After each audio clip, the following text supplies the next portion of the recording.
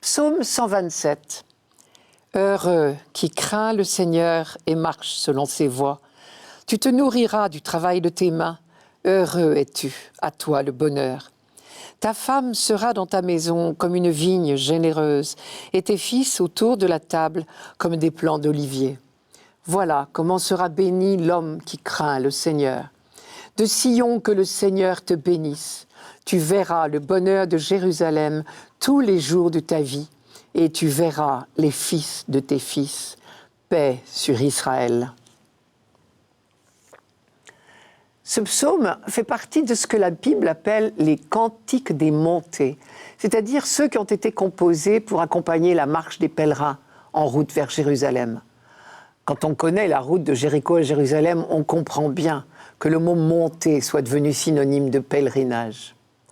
Pour ce qui est de notre psaume 127, vu son contenu, on peut penser qu'il était chanté à la fin du pèlerinage, sur les dernières marches du grand escalier du temple. Voici la structure qu'on peut y déceler. Il se présente comme un dialogue entre les prêtres et les pèlerins. Dans la première partie, les prêtres, à l'entrée du temple, accueillent les pèlerins et leur font une dernière catéchèse.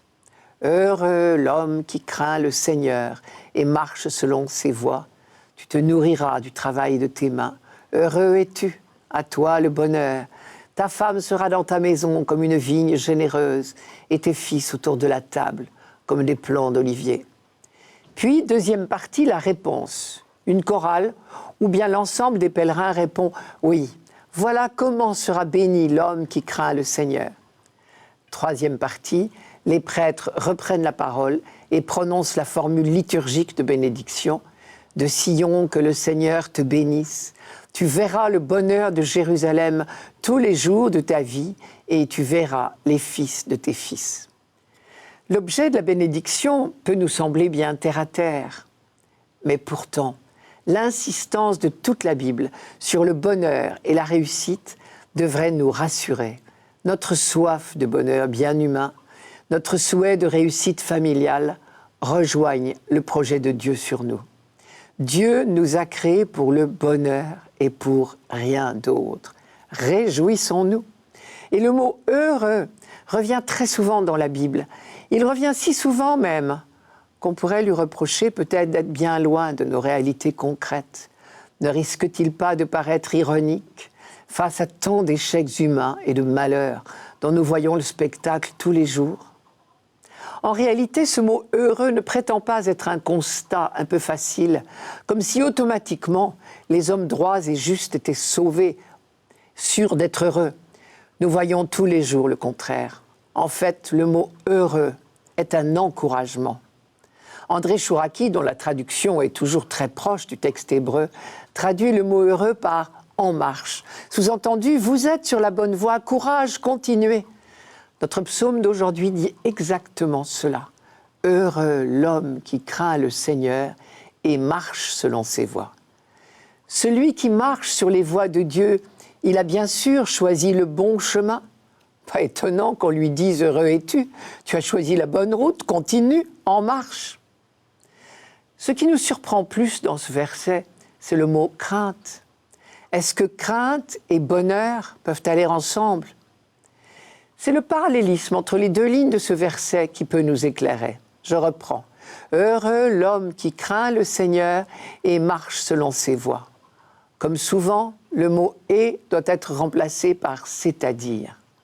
Autrement dit, craindre le Seigneur, c'est marcher selon ses voies. Ce qui veut dire que la crainte de Dieu comporte une dimension d'obéissance à sa volonté. Mais attention, ce n'est pas par peur des représailles. Le croyant sait qu'avec le Dieu d'amour, il ne peut pas être question de représailles. André Chouraki, encore, traduit ce verset de la manière suivante.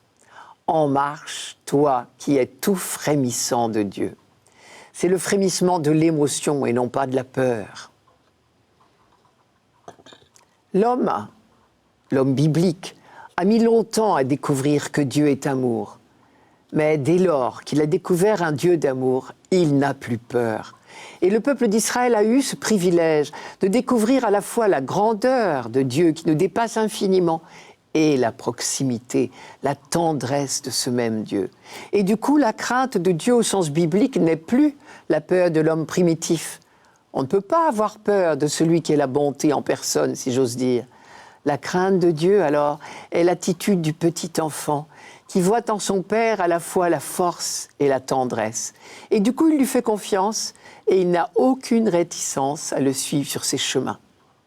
C'est encore un autre psaume qui compare la crainte de Dieu à la tendresse filiale. Je vous le donne.